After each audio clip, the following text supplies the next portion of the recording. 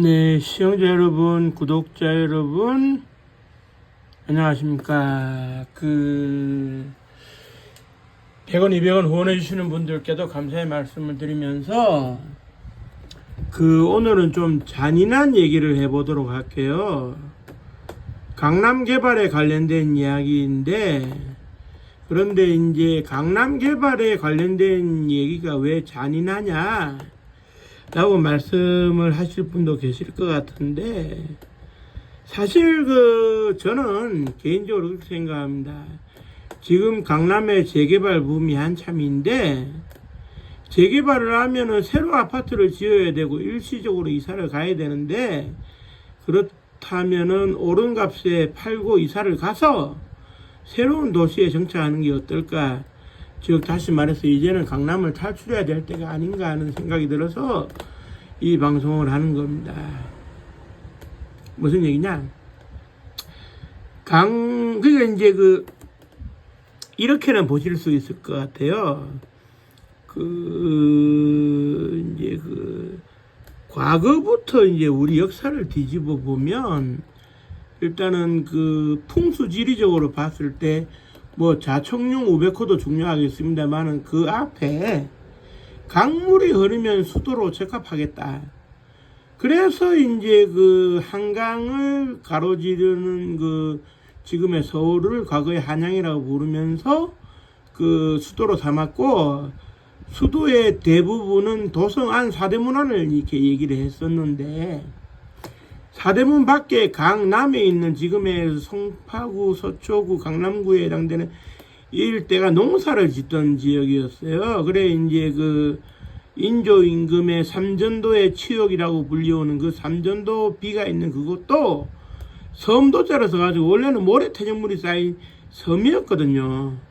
그래 500년 동안 조선시대에 농사를 지었고 일제시대 때도 개발을 안 했어요. 농사만 짓지. 그런데 왜 개발을 안 했느냐? 개발을 하면 안 되는 땅이었어요. 고층 건물을 지어 올렸을 때 떠받들 수 있는 지반이 안 되어져 있었습니다. 그리고 지하가 동공이 심해가지고 위험할 수도 있었는데 70년대에 들어서 경제개발과 더불어서 강남 개발이 시작이 됐죠. 여기에 국민들이 모르는 하나가 있는데 한국전쟁 당시에 3일 만에 이제 미아리 방어선이 뚫리고 이승만 대통령이 급작스럽게 열차를 타고 피난을 가는 와중에 그때 당시에 육군본부에서는 사실 대책이 없었어요. 미군이 곧 참전할 거라는 확신은 있었지만 저지는 해야 되겠다. 그래서 한강 다리가 몇 개 없던 그 시절에 지금의 한강대교에 해당되는 옛날 이름으로 한강인도교, 한강철교를 최창식 공병감이 주도해서 폭발을 했어요. 북한군이 못 넘어오게끔.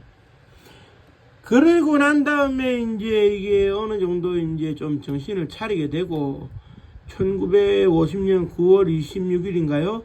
서울이 수복되고 난 이후에 육군본부가 정신을 차려서 보니 왜 한강인도교를 폭파했느냐? 왜 한강철교를 폭파했느냐? 누구 명령이냐? 누구 책임이냐? 물은 거예요. 그러니까 이제 그때 당시에 제가 기억하기로 최병덕 참모총장이 자기 선에서 이제 폭파 명령을 내린 것으로 기억이 되는데, 이 최병덕 참모총장은 서울이 함락된 직후에 해임이 됐죠. 육군 참모총장에서 해임이 됐지만 곧바로 경남지구 병사구 사령관, 즉 다시 말해서 경남 지역 병무청장 역할을 하면서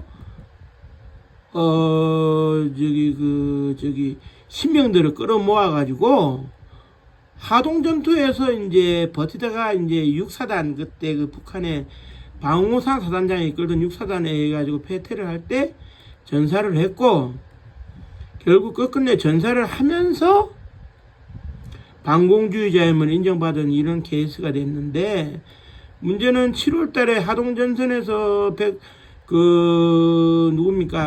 최병덕 장군이 전사를 하고 나니까 책임을 물을 사람이 없는 거예요. 그러니까 군부에서 현장에서 폭파 책임을 맡은 최창식 공병감에게 책임을 물어가지고 사형을 시켜버렸어요.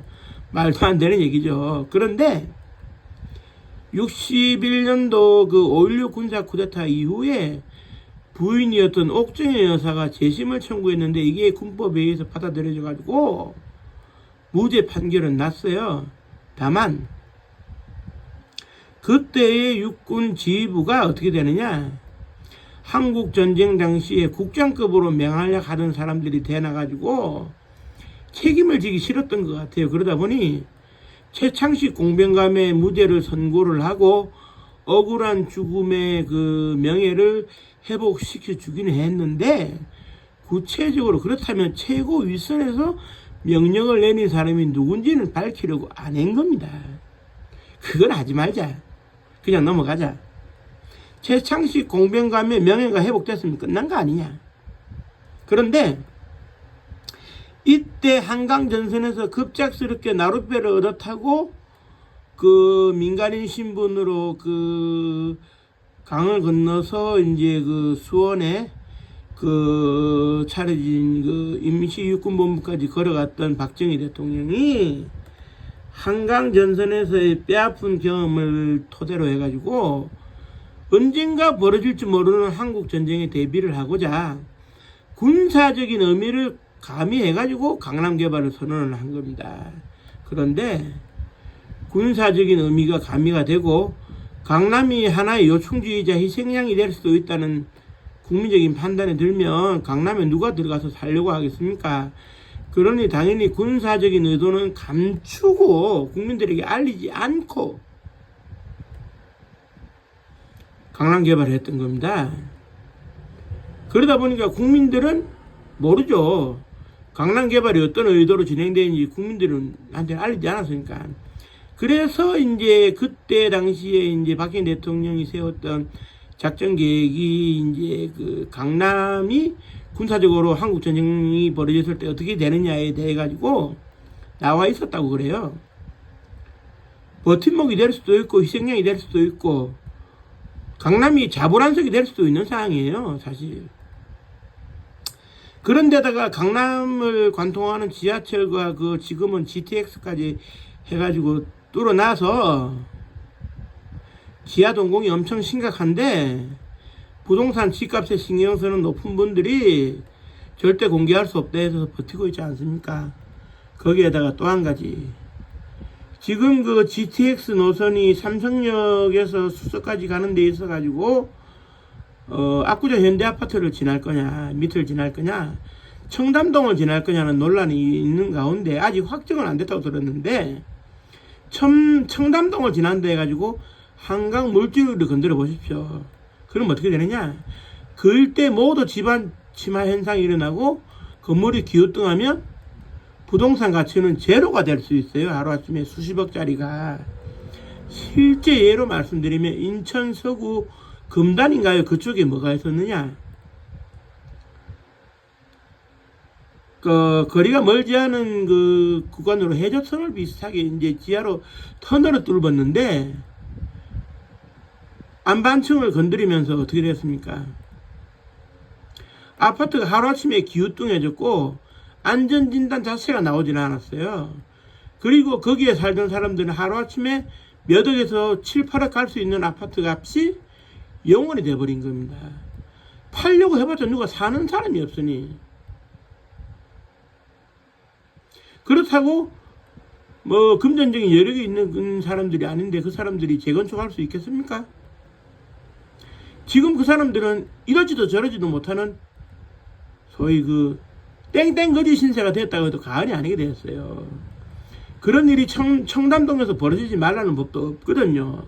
원래 집안이 약한 곳이고 2년 전인가요, 그 수해가 났을 때 그 저기 반지하 단칸방에서 3분이 사망하신 안타까운 일이 벌어졌을 때 사상 초유의 윤석열 대통령이 나는 체면도 안 차리겠다 해서 기꺼이 반지하에 가서 업무 보고를 받은 적이 있었는데, 그게 그 전임 서울시장 시절에 뭐 배수 설치를 잘 안 했다, 뭐 문제가 있다, 이거 아니에요. 원래 수요가 나면은 극복하기 어려운 지역입니다, 강남 자체가. 그래서 개발이 되면 안 되는 지역인데 123층 건물 같은 경우에 그 롯데타워 지을 때도 석촌호수의 그 수위가 절반으로 낮아지는 일이 벌어졌죠. 그러니까 결국은 이제 강남은 오늘 다 한 거 아닌가. 제가 없이 살기 때문에 강남을 비판적으로 보는 거 아닙니다. 강남의 군사적인 그 작전 요소가 들어있는 작전 계획이 지금 21세기 군대에서는 작전 계획이 바뀌었을런지는 모르겠는데 박정희 대통령 시절의 작전 계획이 기반이 되어 있다면 강남 불안할 겁니다. 강남 사는 사람들을 위해서라도 그런 정보는 저는 최소한도로는 공개가 되어서 재산권 침해가 일어나서는 안 된다고 저는 생각을 하거든요. 미리 방비를 해야 된다고 저는 생각을 하는 사람인데 정부에서 어떤 입장인지 그건 제가 잘 모르겠어요.